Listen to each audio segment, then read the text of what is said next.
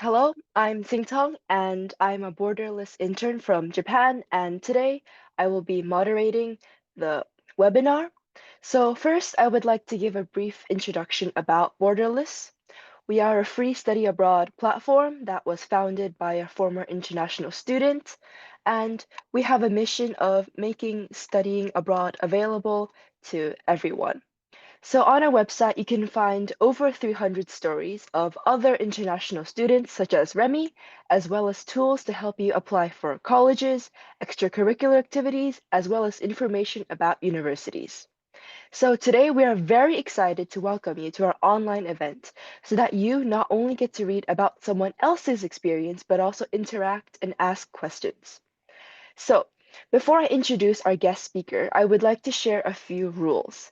So, throughout the event, we would appreciate if you remain muted. So, only unmute when you are at the end. So, at the end, we will have a Q&A session, and if you have questions, you can unmute and ask. Also, this is an issue we had previously, but please do not draw on the screen. So, our guest speaker will be sharing via PowerPoint, and so please do not draw on the screen. And this webinar will be recorded and the recording will be uploaded to YouTube after. So that was just the ground rules. And now I would like to introduce our guest speaker, Remi. So Remi, she's from Japan. She's a rising sophomore at Brown University. She was also accepted to other top universities in the US, such as NYU, Dartmouth, as well as several UC schools. In the UK, she was accepted to King's Edinburgh, and in Japan, she was also accepted to Tokyo University. So today she will be focusing on her journey as well as any advice or reflections she has, and please feel free to ask any questions in the Q&A session after.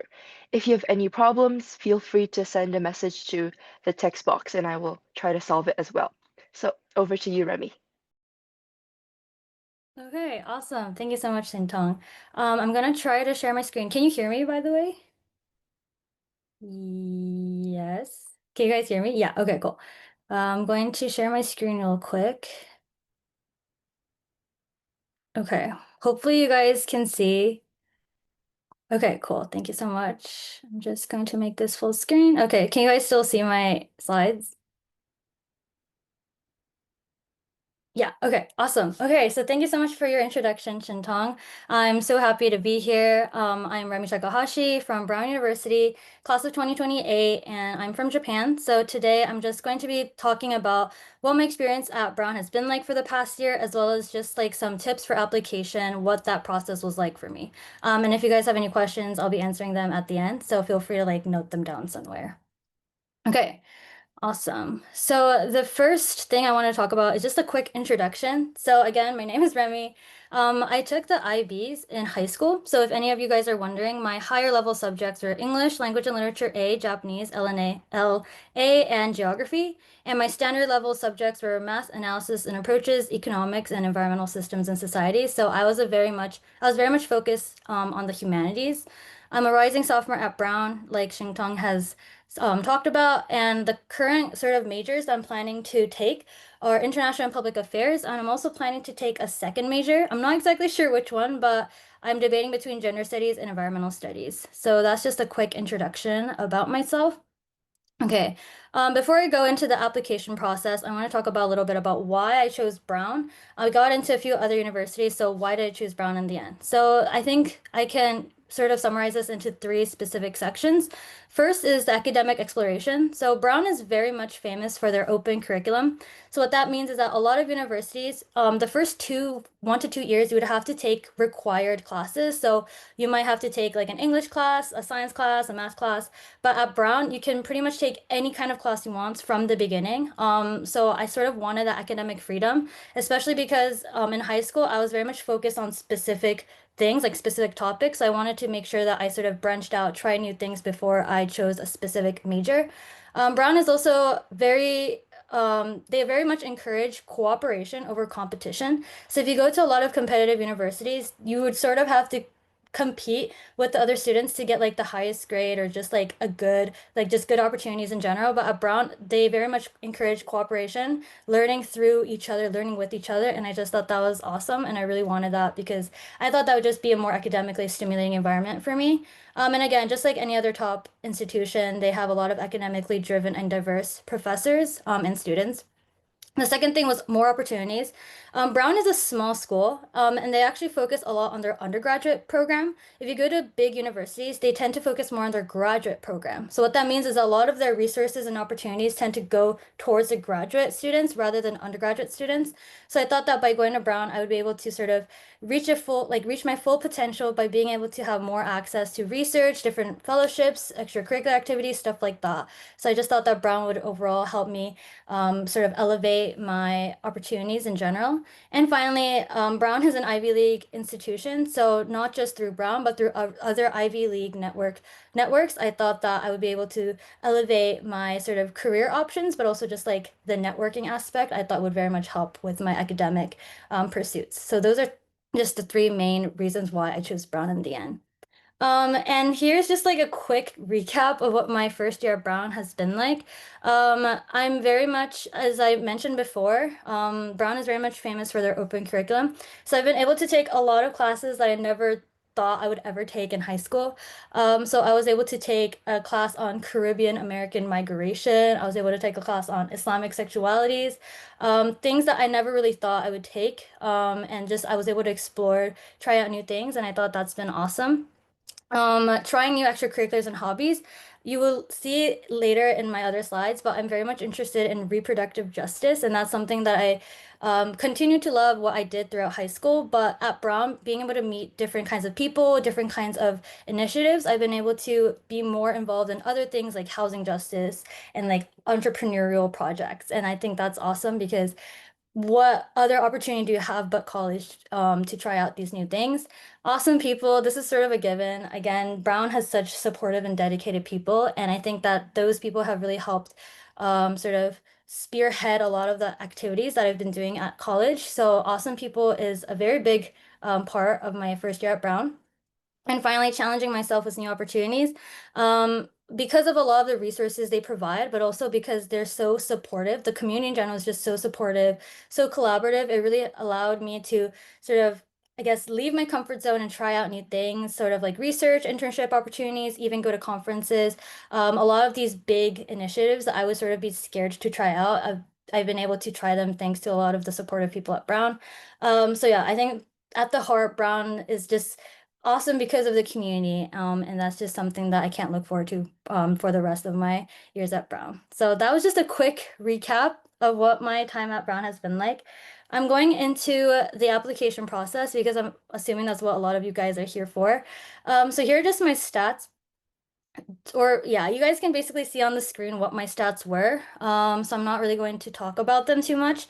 But if I were to highlight some of my top extracurriculars, because I believe that my extracurriculars were what helped me stand out from the rest of the crowd, I would say that some of the top ones was my internship at Unilever Japan, where I was able to do a lot of gender equality slash body positivity related campaigns that very much tied well with my other extracurriculars, which included things like publishing a research paper at an international conference where basically the research paper was about like menstrual stigma and social media.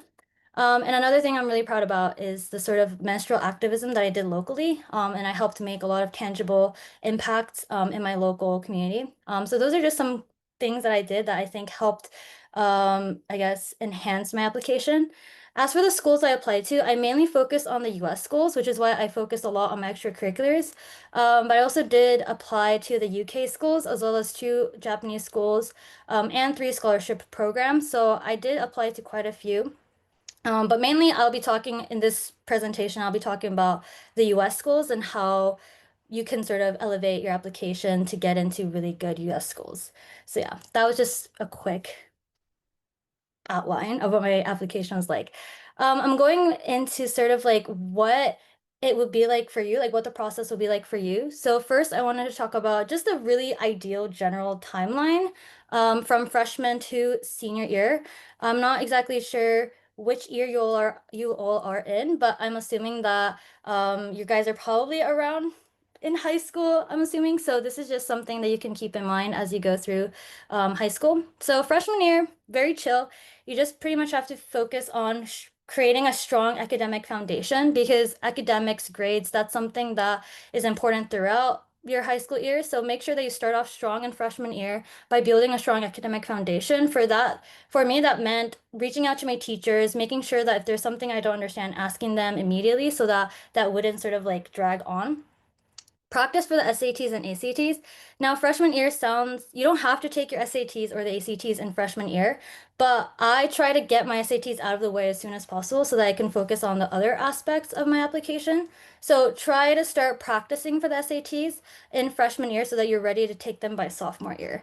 And freshman year is very much about breadth. So try to explore as many different academic, hobby, extracurricular service groups and clubs as you can. It's really great to try out new things so that you know exactly what your strengths, your weaknesses are, as well as like what you want to continue pursuing. That's something that was really, really important to me. So those are just some things that you can do in freshman year. Sophomore year, again, maintain your good grades. Start taking the SATs and ACTs. I started taking mine second semester of sophomore year. I actually had a really hard time with the SATs. So I'm glad I started earlier because if I started taking them in junior year, then I probably would have stressed out and it wouldn't have been great. So I honestly recommend you start your SATs sooner so that you can if you finish them soon, you just have to get them out of the way and you can do your other things. So that's just a tip.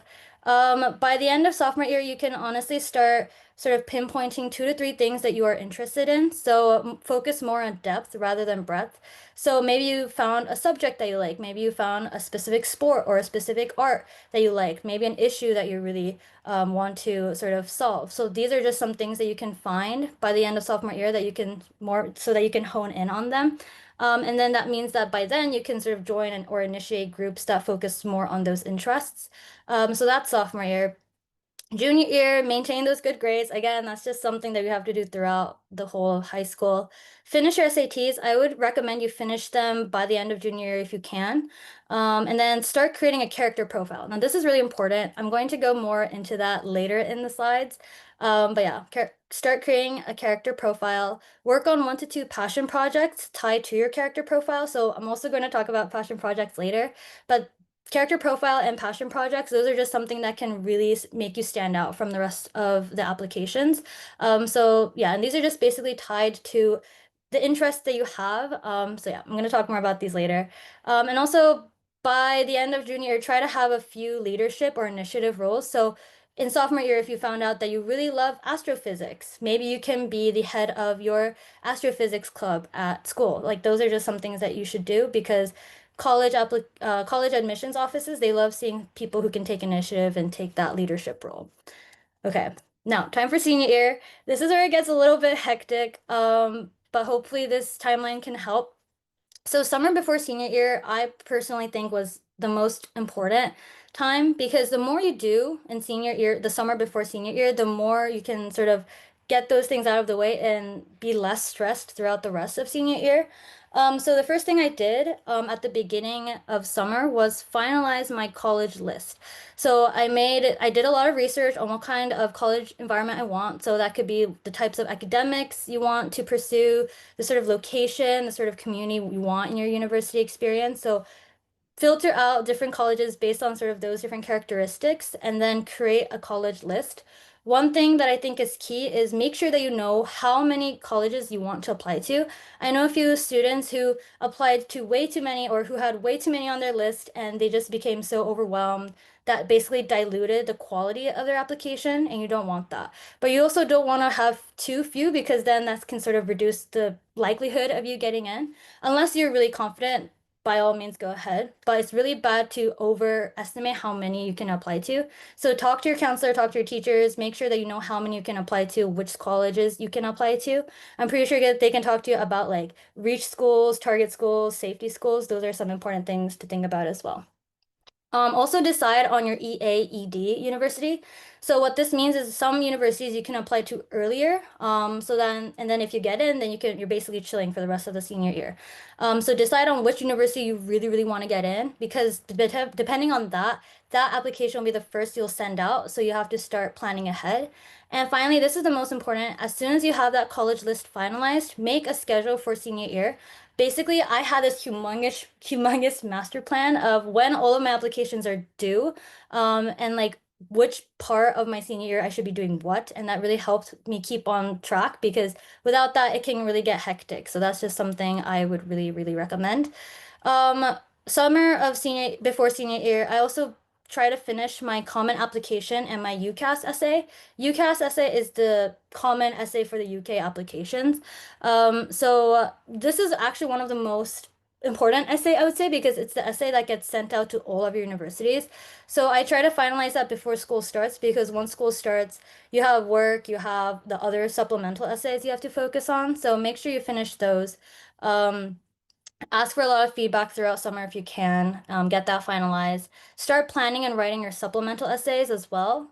Different schools have different supplemental essay prompts, so make sure that you check that in advance, and start planning them out, start writing them, so that again, the more you do in summer, the less you have to worry about later. So that's just something I recommend. Finalize your extracurriculars. So if you have a few passion projects, try to finish those up. If you're a leader of a group, make sure you hand your group over to a new leader so that you don't have to worry about that for the rest of senior year. And summer before senior year, a lot of scholarship programs, that's when a lot of summer scholarship programs are due. The application are due. I applied to only Japanese ones, so I don't know if this applies to other scholarship programs. So make sure that if you're applying to a scholarship program, find out when their deadlines are. But a lot of them, for me, were due the summer before senior year, so that's also something that I did. Fall of senior year, this is when school starts, right? And this is when you have to start balancing schoolwork and other like applications and everything. Make sure you have your Common App and UCAS essay done. And this is where you ask for feedback. I talked to so many people. I talked to my teachers, my parents, my counselor. Like I annoyed them every day. But that really helped sort of polish up my essay, and that's something I really recommend you do. And then a lot of the competitive UK schools, their applications are due in the fall of senior year, so that's when you would be applying to your UK schools. This is when also you'll be applying to your EA/ED school because most of them are their applications are due November. Try to start finishing up your supplemental essays for your other US schools. And this is key. Around December, a lot of the UK, like a lot of the competitive UK schools would be giving out interviews. So make sure that you prepare for interviews. I really, really recommend you do mock interviews, at least 4 to 5 with your different teachers. The difference between not doing a mock interview and doing the mock interviews is so different because then you're able to understand what you should be expecting in your actual interviews, and that just really it's a game changer. I really recommend you do practice interviews before your actual ones. And this applies for anything, not just the UK schools. Okay. Winter break. This is when most of the US schools have their application deadlines. Um, Basically, all of US schools, their deadlines are in the same week or two. Like it's all condensed in the same week or two. So when that week comes, oh my gosh, it is not great. It's a lot of work. So I would really recommend you finish your supplemental essays before that so that when that sort of hell week of application deadline comes, you're not rushing or scrambling to finish up your essays, like you have them ready to go. So that's again when you apply to those other US schools. Some schools require or it's optional. Brown, it was optional, portfolio videos. So I would say winter break is a great time to film them, to prepare them, so that because you have such a big chunk of free time, like that's something that you can do during winter break. For some of the more competitive US schools, you have alumni interviews after your applications are over. So again, these are more chill compared to the UK interviews because the UK interviews, the questions they ask you are really academic questions. They're about your subjects and about your courses. That's why it's great to have those mock interviews with your teachers. But these alumni interviews are more about yourself, like talking about yourself. Why did you want to apply to that school? Like, what are your interests? What are your hobbies? Like those super personal questions. So they're not as scary, but it's still great to have mock interviews. So that's something you can also do over the winter of senior year. And finally, spring of senior year is when life's great again. I'm kidding, don't worry. But that's when you should be focusing on your final exams. A lot of your schools might have conditional offers. So what that means is that a lot of the UK schools, especially, if you don't have a specific grade in your final exam, then they wouldn't be able to accept you, even though they tentatively accepted you. So that's really important. So don't slack off even after your applications. Make sure that you focus on your final exams, but it should be less stressful because you don't have to worry about anything else. And obviously be proud of yourself. It's really hard. Applications is really stressful. So once you're done, you should really, relax. Like you really deserve rest and you should be proud of yourself. Okay, sorry, that was a long spiel about the timeline, but it really helps having sort of like an understanding what you should be doing throughout high school because that just makes you feel organized, makes you feel less stressed. So that's just something you can keep in mind. Okay. Character profile. This is something that I mentioned, and I think that this really makes or break your application. So what a character profile is basically it's how do you want to be associated with? Like, okay, when an admissions officer looks at your file, what sort of things do you want them to remember you by? So some questions that you can remember or think about are these three. So what do you want to be known by the college admission officers for? What are sort of the personality traits that you identify with? What interests or passions do you want to be associated with? These are some guiding questions. And you should base your profile off of the extracurricular activities and the academic interests you have. And a key thing that a lot of people don't really include is personal values. This is so important because everyone can talk about their extracurricular activities and their academic interests, but so many people tend to forget about talking about their personality traits, talking about their personal principles at the end of the day, admissions officers are people, right? And they're basically people reading about other people. So it's really great to talk about your own personal values and your own personal traits because then they'll be able to have a greater connection with you as a person, and that just makes them want to accept you more as a person or as a college student. So personal values is so important. You can talk about sort of, like what are your hobbies? What sort of like personality traits you identify with? What are sort of the life principles that you have? So yeah, this sort of all sounds arbitrary. So I have an example. This is sort of the character profile that I used for myself. So I wanted to come off to the admissions officer as a resilient mentor activist committed to public service and family. Okay. So resilient and family, these are sort of the personal values slash personality traits. And menstrual activist, public service are sort of the extracurricular activities and academic interests that I have. So the character profile here sort of combined all of the things that I associate myself with. And you can see that each of these characteristics, I sort of had like a different extracurricular activity or a different sort of activity that I did that I thought sort of displayed or showcased these characteristics. So for example, for menstrual activist, I have these menstrual awareness campaigns, a lot of menstrual policy advocacy that I did with politicians. For the family aspect, I talked about gardening with my grandma, a lot of the sort of Japanese traditional rituals that I share with my family. So yeah, these are some really, this is a great way of sort of dividing the different things that you do. And something really awesome about the character profile is that your common application, your common app essay is basically going to be about this. So my common app application was centered around this character profile. In every supplemental essay, you can talk about a different characteristic. So I had a supplemental essay where I wrote about gardening with my grandma, and another supplemental essay where I talked about what my menstrual activism was like. And then another application about where I talked about how I was resilient in my society when it came to things like menstrual stigma. So a really great way of this is really awesome because supplemental essays can get redundant and a lot of people tend to sort of overlap themes within the supplemental essays. Like they might write two essays about the same thing. And admissions officers don't want that because that's just it gets too boring. So it's really great to sort of have these divided and write your supplemental essays about different things because it's great to showcase these separately from your Common App essay as well. So this is just a really great way of organizing your application. We can talk more about this later if this is sort of unclear, but this is really important. Okay, passion projects. So this is basically, these are projects where you can show off your unique interest in your character profile, as we were talking about. So a great way of thinking about the passion projects are how do you combine your different interests and make it into one or maybe one or two really cool projects that are only unique to you. So there are a lot of generic extracurricular activities like being part of the MUN club, being part of the debate club, those are super, super cool. And I think should completely like keep doing them because they're awesome. But you also want to come off as being different from others, right? So this is where passion projects come in. We're all really unique individuals with different interests and different things we're interested in. So this is the most awesome way to showcase that.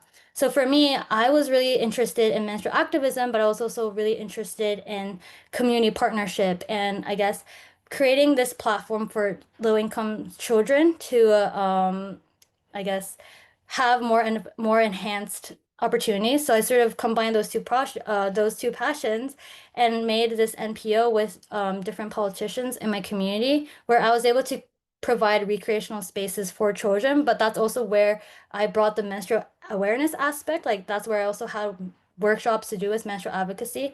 So yeah, that's just an example, but their passion projects are ways to combine your interests. And this really tests your creativity because it takes a lot of planning and a lot of thinking, but if you can make them happen, that's the most awesome thing that you can do for your application. Some examples include research projects, founding a club or group, developing a platform, so much more. Again, you can just do anything that you think would help combine your interests in the perfect way possible. Some tips is that, again, these passion projects take a lot of planning. So plan it out, talk it through with your counselor, your teachers, your parents. That really helped me make sure that I included a lot of different perspectives. A bonus is if you can create a positive, measurable change through your passion projects, that's awesome. You can write that in your essays. You can write that in your application. That just shows that how important your passion project was. And obviously, test your creativity, try out new things, try out different ways of combining your interests. Maybe the first thing that you plan or initiate might not work, then try to recreate it. My passion project took a lot of trial and error, but in the end, it did work out. So it really is a testament to how hard you can work and how much you challenge yourself. Okay, sorry, this is my last slide. These are some general tips for application. This is really important, international versus local impact. There's this myth where the bigger the impact, the better. And that is true. If you can go to an international competition, if you go to an international conference, that is so cool. That is awesome. And you should be really proud of that. You should continue to do that. But it doesn't always mean that the only extracurriculars you should be doing are those internationally recognized or international scaled things. You should also focus on making a local impact. So I was able to balance that out with, again, my local activism. Um, so the reason why this is so important is because it's valuable to form these special and lasting personal connections locally. Many people can write an essay about how they won an international competition, right? That's really cool. But a lot of people can write about that. But only you can write about a specific girl that you met on at your recreational center and how you had a super cool, really touching interaction with her, right? Like that's something that only you can write about. And that's just something really special that helps you stand out from the crowd. And that's exactly what I did. I used a lot of the cool conversations and interactions I had locally in my essays just to make me seem as a basically to make me seem like a grounded, really caring applicant. And that's just something a lot of people overlook. And I think that's something that can really help you become a special, more elevated applicant. Feedback is key. Ask for feedback at every step in your application, tests, extracurriculars, essays, interviews, just everything. I annoyed my teachers so much because I was basically chasing them around every day, asking them for feedback. But it does help. Having a second perspective, multiple perspectives, it really helps. So I really recommend this. Valuable connections and opportunities. A lot of the extracurricular activities I did was really thanks to the people that I surrounded myself with, the people that I got to know about. So, for example, my internship, I was able to find out about my internship because of this person that I met at a random workshop, right? Like all of these opportunities sometimes come from the most unexpected place, but it turned out to be one of my biggest extracurricular activity. So every opportunity you take, make sure that you make personal connections, because that would just help open as many doors as possible. I actually do this thing where I keep a document of the different cool people that I met. Like I would write down their names, their contacts, why I thought they're cool. And then I would go through that document and I would actually contact them personally sometimes being like, hey, like I have a cool idea and I don't know if this will work, but can you help me out? And sometimes they would reach back and it would just become this most beautiful, awesome thing. So this is just something that I think is a cool tip. You should sort of write down the cool people you meet, and who knows, maybe that they can help you with your passion project. So yeah. And finally, this is super corny, but I think this is just something that we can keep saying, and it's just really important. Be nice to yourself. Applications can get really, really stressful, and it's really easy to compare yourself with others. Rejections are also painful, believe me. I've gone through quite a few, and it's just hard. But make sure to listen to yourself, rest when needed, because when you're overworked, you're just counterproductive. Like it's just not great for you, yourself, your applications. And be proud of yourself because pride really shows in your application. So be proud of yourself. Make sure that you know that you're worth everything that you have. So yeah, and you deserve it. So be proud of yourself. Okay. I'm sorry, I yapped so much, but that's basically everything. I'm going to hand it back to Tong for any questions you guys have, but thank you so much for listening. Okay, thank you for that amazing presentation. So there's a lot of questions in the chat, and I kind of summarized them and reworded them. So we have 8 questions right now. If anyone else has any more questions, you can feel free to type them in the chat and I can tell them, or you can just raise your hand and we can let you speak after I go over the questions. So the first question was about the SAT, and how many times did you take the SAT? Do you have any tips specifically that helped you master it? Awesome. Thank you for the question. Okay, this is really funny because I actually took the SATs way too many times. I took the SATs 7 times. Crazy. I I took 3 of the paper SATs and then 4 of the online SATs. Not a great strategy. Basically, what happened was that I was just never satisfied with my score. And the third test was where I got the highest score actually, which was 1530. But then I kept retaking it because I was like, oh my gosh, I can do better, I can do better. But I never ended up passing that score. So a tip that I would have is that honestly, don't take those SATs too many times because I think that there's a learning curve. And if you sort of pass your optimum, it's really hard to go past that. It's just like some people are really good at the SATs and they can just have like a 1580 at the first try. But some people like don't overwork yourself because it honestly gets too much. So I took it 7 times. Don't do that. Maybe try to finish it in your third try. And if you still don't feel satisfied, maybe take it a fourth time. But at your fourth time, if it didn't get any better, then I would just stop there. Like it's just a waste of time if you keep doing more. And yeah, it's just hard to surpass your optimum score.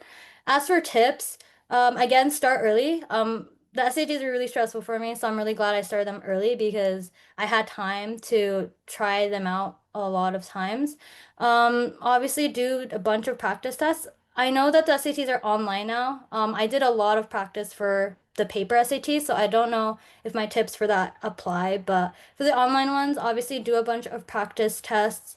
It really helps to do mock tests once in like maybe 2 weeks, for example. Mock tests are basically doing the SAT practice test, but in test conditions, because that just helps build your stamina. So do those mock tests. If you're having a hard time, maybe ask your counselor what else you can do to prepare or get better.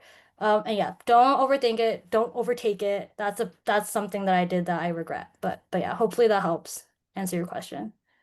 Okay, thank you for that. So you mentioned about you had like some people you knew who applied to way too many universities, which caused their applications to be diluted. So do you like know or like do you recommend a certain number of universities to apply to? And how do you determine or make your like final university list? Ooh, okay, that's also a really great question. Okay, I don't want to give a specific number just because I think everyone's capacity is different. Um, and also like different schools, different high schools might actually have a policy. So maybe check with your counselor. Maybe they already have limited number of schools you can apply to.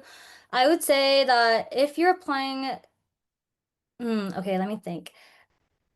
Okay, I think that you should have a balanced list of reach schools, target schools, and safety schools. So reach schools are schools that are sort of like really high up there, right? But you still do, if you get in, that'd be awesome. Target schools are schools that you think you can get into, and safety schools are schools just in case you don't get into any of your target or reach schools. So schools that you can definitely get into. So make sure that it's balanced. The way I balanced them was I would do basically 30% reach school, 20% safety school, and 50% target schools. Hopefully that adds up. But yeah, it's not great to, you know, have too many target schools and not enough. I know some who didn't get into any of their target schools and they applied to too few safety schools, so that was sort of dangerous. So make sure that you have those ratios right. Talk to your counselor about it. Again, your capacity might be different. Everyone's capacity is different, so I don't want to say a specific number. For me, it was about 20 schools. I think 20 is a good number. I mean, I was an international student as well, so I was applying to UK, US, and Japanese schools. Um, the US applications are much harder than the UK and Japanese schools. That's why I think I was able to do 20. But if you're only doing the US schools, that's a lot more of a workload. So make sure that you don't do too many. Like I would say 12 to 15 might be good. But again, I don't want to, don't, please don't quote me on that. Talk to your counselor because I'm pretty sure they know you better. As for tips on creating college lists, I guess I sort of mentioned it, like the ratio thing, talk to your counselor, look through your supplemental prompts, like essay prompts, to see how many supplemental essays the different schools require and what the prompts are. Maybe some of the prompts are super easy and you can get those applications out of the way real quick, or maybe the supplemental essays are hard and they would take a lot of time. So create a list of schools that you think would take up a lot of your time preparing for and sort of, I guess, balance them out. So yeah, it takes a lot of planning and a lot of thinking, which is why you should spend your summer of senior year doing that. But yeah, talk to your counselor. They can help a lot. So yeah. Okay, thank you. So there's a lot of questions about extracurricular activities. Okay, So awesome. one of them was that how would you like prioritize your activity? So for example, would you focus more on competitive ECs like Olympiads, contests, awards, or would you focus more on a more unique one, such as a passion project, or both? Okay, awesome. I would say okay. The thing about these questions is that there's no right or wrong answer. So just because I say something doesn't mean that that's the way you should do them, because everyone has different skills and passions. But I would say a balance is really, really important. If you can do one or two really like accredited things, that's great. Like that would really help boost your application. But it's also not the end of the world if you can't do them. I remember I was applying to a bunch of different like super cool, internationally acknowledged like conferences and competitions, but I couldn't really get into a lot of them. So then that's where I sort of redirected. Switched gears, and I was like, okay, if I can't get into these international super cool places, then I'm going to try to create a super locally a super like a more tangible local impact because that's something that I can only do. So that's sort of where I switched gears. So a lot of my most of my applications to do with like local things. But I was able to do that because I focused more on that. It's great to have a balance. But if you can't do a lot of these international things, because I know they're really, really hard to get into to win, then I think completely, it's a great idea to switch gears and try something more local, try something smaller, but you know you can make a big impact. And make sure that you write down sort of the impacts that you had, like maybe you talked to a child and something that they said really stuck with you. Like those are some things I wrote down and based my essay around, and it worked out. It helped elevate my application because again, that's just something that you can contribute to your application. And that's just something special that international conferences and competitions can't provide. So yeah, balance is great.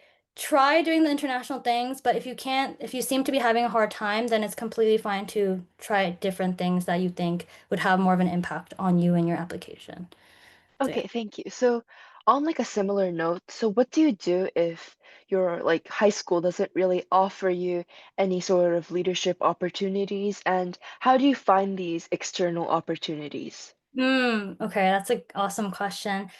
Right, okay. So if your school doesn't give you any leadership roles, right. Um, Yes. okay. That can go two ways. That can either mean that maybe your school doesn't have a lot of club opportunities, or maybe that it's hard to, or I can also interpret it as in like maybe it's hard to get those leadership activities just because there's so many people applying or like trying to become leader. Um, all of which I would answer to is Oh yeah, also if you have a hard time finding external things, my approach was making my own. And I know that sounds super like I make it sound easier than it's supposed to be, but a lot of the things I wanted to do, which was menstrual related, reproductive justice related, my school wasn't super open to it just because, again, in Japan, menstruation is really stigmatized. So it was something that they didn't really want to spread in my school. So I was like, you know what? If my school's not let me, is my school's not going to let me do these things at school, I'm going to try to do them elsewhere. And honestly, that was harder because like my society is also like it stigmatizes menstruation. But thanks to a lot of the people I met, it was a lot of work meeting people, trying to find people who would help me. But because it was a lot of work, I think it made it even more special. So if you're having a hard time joining, becoming leader, finding new things outside of school, I would say that the approach is start your own thing. I think that's even more special because that just gives you more control. It makes you seem like a more initiative person. Again, sounds, you're probably thinking, wow, she makes this sound so much easier than it's supposed to be. But if you find the right people, if you start planning ahead of time, then it should be possible. And if it works out, it's honestly the best thing that you can do for your application. So yeah, that's just a tip. Okay, so moving on to more personal statements and the UCAS essay.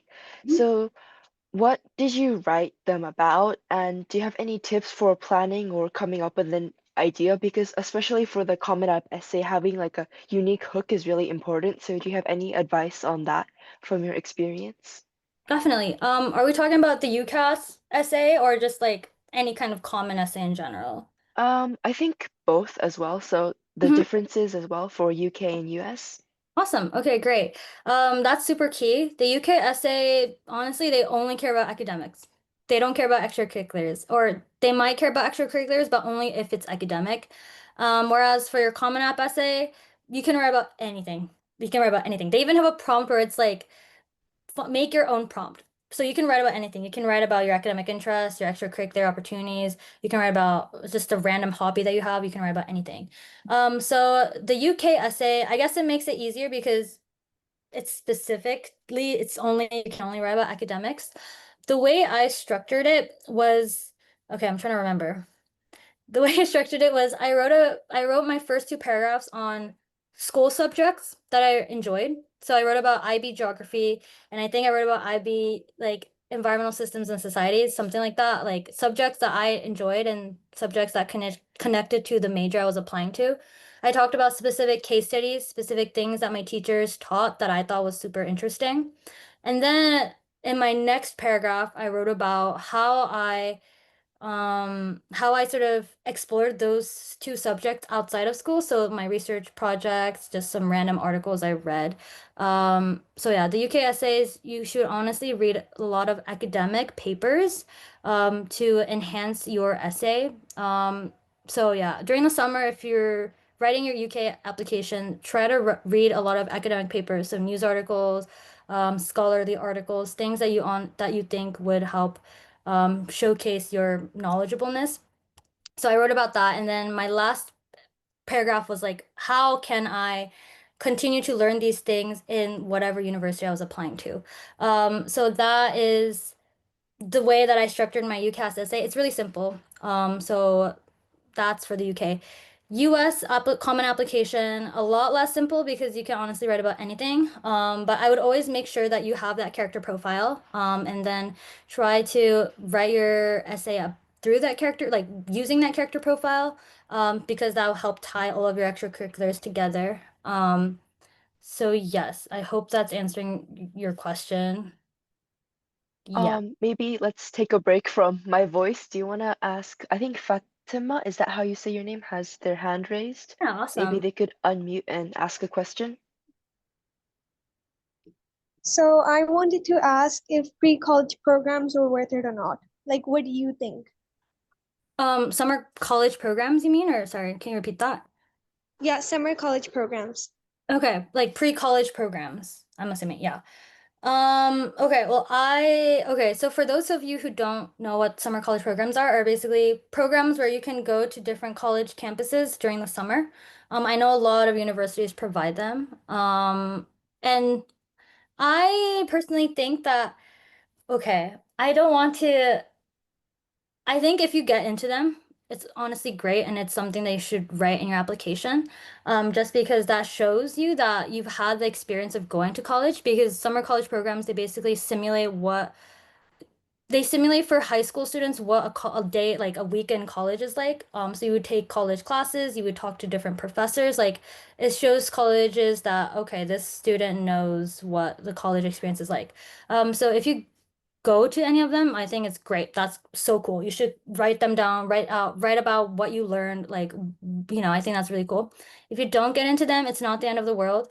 I do know a few people who did go to college programs, summer college programs, but who didn't get in to that school. Like people who went to Brown pre-college programs, but they didn't get into Brown. So it's not the end of the world if you don't go to pre-college programs, just because like again, pre-college programs are one of those things where I think a lot of people do. So if you can replace that with something like a passion project that only you can do, I think that's way more important. So my approach, oh wow, we have a lot of questions. I mean, okay. My approach is if you have a summer that you would go to a pre-college program, you maybe use that summer to enhance your passion project. That's just an advice. But yeah, that's hopefully that answers your question. Thank Okay, you. No problem. thank you. Um, Christabel, I'm sorry if I'm like ruining my pronunciation of names. It's hard. Hi, yeah, sorry. I hope you can hear my voice. I just like to ask, how exactly did you start your passion project? Like, did you have to contact anyone? And like, what are the specific steps that you took so that this could actually have like a real impact in your local community? Thank you. Awesome. Thank you. That's a great question as well. It'll be a long, long, long story if I went into it, but okay, let me try to recall. Okay, it was basically summer before junior year.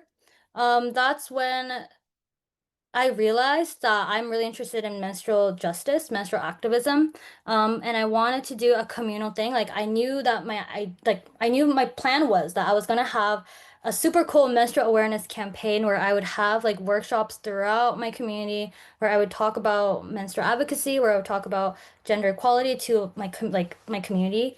That's an idea I had, but obviously making that into an actual project was going to be really hard. So I contacted a lot of different politicians. Basically, I went online, I researched people who work in my like city hall and in my region.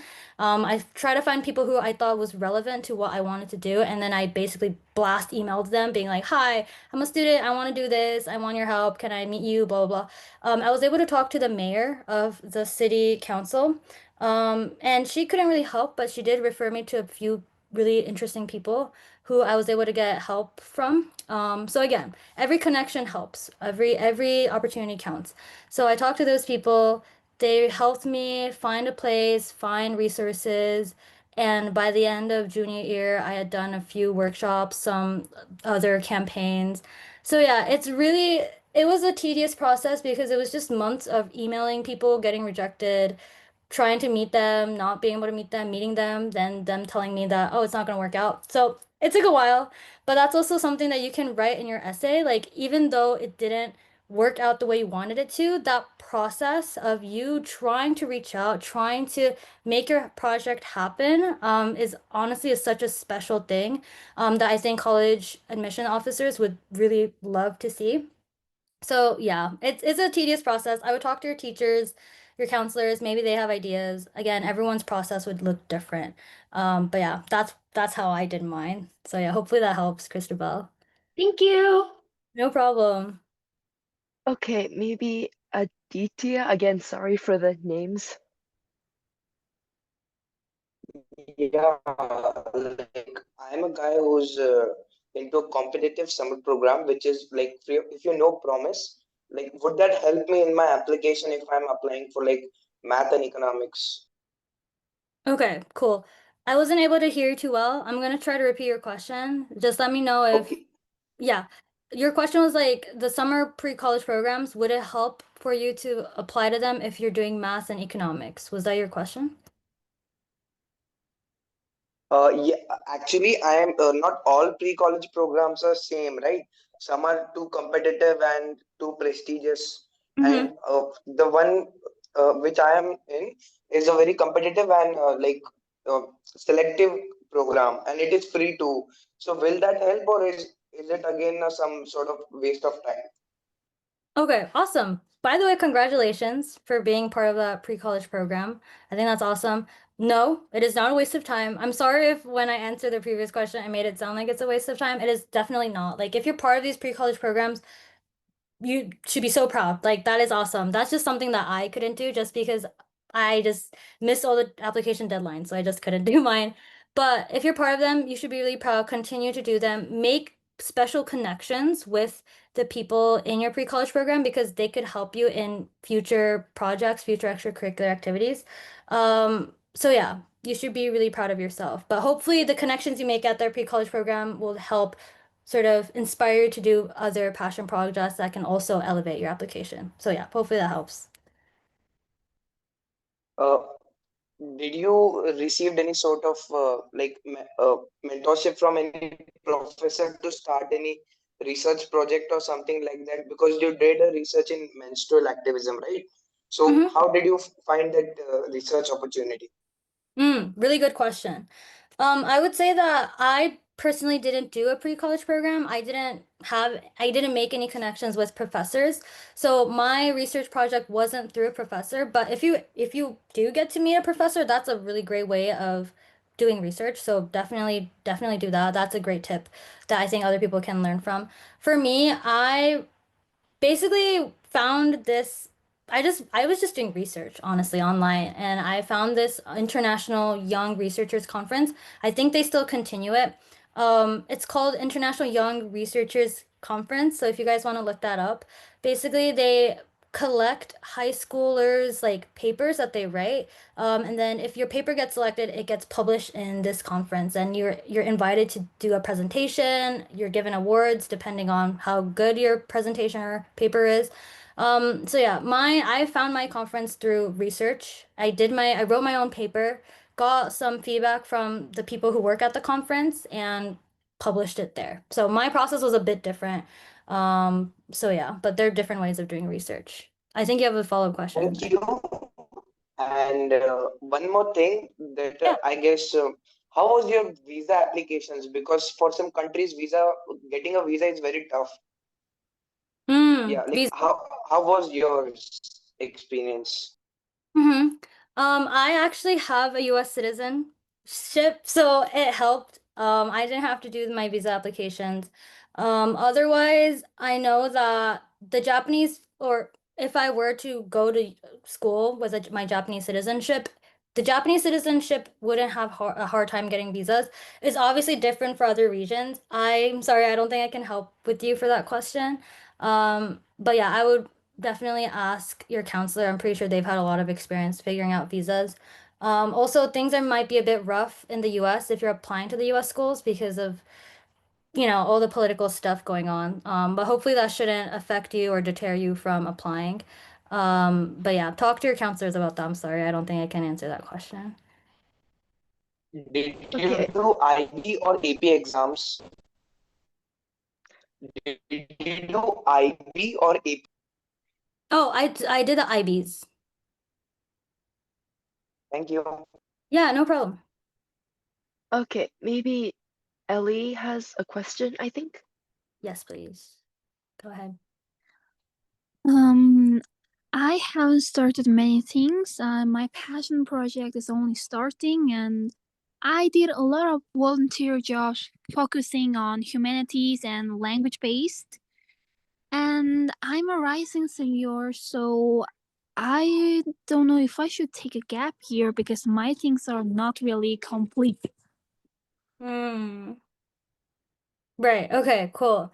Thank you for your question. I think that's awesome, by the way, that you're getting started on your passion project. Like it takes a lot of planning and a lot of work, so I think that's great. As for the gap year, I don't that's a really big decision. And I don't want to give my answer because I'm worried that like I would give the wrong sort of direction. So I would definitely consult your counselor, your teachers. Um, I also had a passion project where I started in the summer of senior year, and I was like, oh my gosh, it's not going to end. Like, it's not going to happen. So I did spend basically my first semester of senior year trying to finish that up, which was pretty stressful, but um, it, yeah, it worked out. Again, I don't know how far into your passion project you are. I would say that consult your counselor. Taking a gap year is a very, very big decision, so don't take it lightly. But yeah, good luck on that, Ellie. Okay, another question. How do you think about developing tutoring lessons for kids like um 1 or 5th grade kids? Yeah, I think that's awesome. I'm assuming that that's your project, your passion project, or the volunteer work you're doing. I think that's great. I think that's really cool.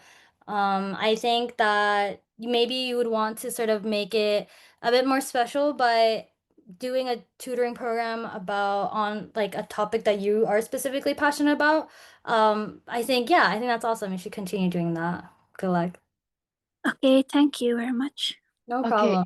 thank you guys for the questions. It's just a reminder that Remi isn't a college counselor, so some of these more specific questions, like should I take a gap year? How's my passion project? Try to send them in the chat to @Mark Veronica Lee. She's actually our CEO, and she's a college counselor, so this is actually an amazing opportunity to be able to ask her these questions.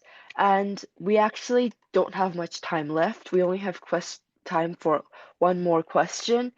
And I think Fatima, you already asked one question. I think so. Maybe I want to give this opportunity to Victoria. Hi, thank you so much for this opportunity. My question is kind of long, so I just want to raise my hand so that Xingtong, you don't have to like read it out. So basically, this is more of a personal growth question other than like university app, but I noticed you were really confident and fluent in your presentation. Did you do any kind of public speaking training, or do you recommend any method to like help with that? I really look up to you and would like to speak as confidently as you do. And writing as well, I've always struggled with writing a good essay, especially because like the standards of scoring in my province is very high. Do you have any tips for both writing and public speaking? Thank you so much. That's such a sweet question, Victoria. Yeah, I would say that I was actually a really shy person in middle school. Like I was so scared of public speaking. So I completely understand what it feels like to have a hard time with that. What helped me was being part of my MUN. I know I said earlier that MUN is very generic, but it's such an awesome extracurricular, and it also does help a lot with enhancing your public speaking skills. So I would say trying out those more public speaking related clubs will definitely help. It will really throw you out of your comfort zone, but once you are out of your comfort zone, it can really help. Like it would go like this. Like it would you'll improve by a lot. So I would recommend that. Um, as for writing, I would say that it's honestly practice. Like, I know that sounds like a super boring answer, but it's practice. Like, I wrote my essays so many times. I had like 20 drafts per supplemental essay. I'm not saying that that's what you should do. I think I overdid it, honestly, but I think writing a lot and trying out new ideas, trying out new ways of writing definitely helps. So I think that that's something that you can do for your applications. And obviously getting feedback from your counselor, from your teachers, that would help as well. Oh, Katrina, I think you're unmuted. Oh, I'm sorry. Oh no, it's okay. So yeah, practice is perfect. You can rewrite your essays as many times as you want. Get feedback, and you'll be great, Victoria. Don't worry. I really think. Okay, thank you so much. No problem. I think that's all we have time for today. Yeah. So I just want to remind you that I have actually written an article for Remi, which covers a lot of the questions you guys have asked, why she chose Brown, a little bit more specific details about her journey. So I've sent the link repeatedly to the chat, but it kind of got lost with all your questions. So I'm gonna send that again. And there's a lot more details and it's in written form, so you could consult it. Her like specific extracurriculars are also linked there if you want to like check out the opportunity. And do you have anything you want to end with? Yeah. Yeah, actually, uh, can I take 1 second, please? Please, please. Yeah, sure. Sure. Real quick. Yeah, there is one opportunity that I'm aware. Most of the students here are not aware of it. If you know, IBDP is pretty expensive and most of the students can't afford it. But you can afford it right now. There is one scholarship which gives IBDP for 100% free. It's in Singapore. It gives like hostel, food, accommodation, and all that. Like if you could try to get that scholarship, you would study IBDP 11th and 12th for totally free. I am sharing the name in the chat. Awesome. Thank you so much for that, Aditya. I think, yeah, okay. Hopefully that's everything. Yeah, thank you guys so much for all of this. I'm really overwhelmed, really happy by how many questions you guys give. I'm sorry that I couldn't answer everything. If you have any urgent questions, I'd be very happy to answer them through my email here. But also make sure that you use Veronica and Borderless as a resource because I think they can definitely help a lot with all of your questions. Good luck to everyone. I'm really praying the best for you all. I think you'll do awesome. So yeah, thank you guys so much. I really appreciate it.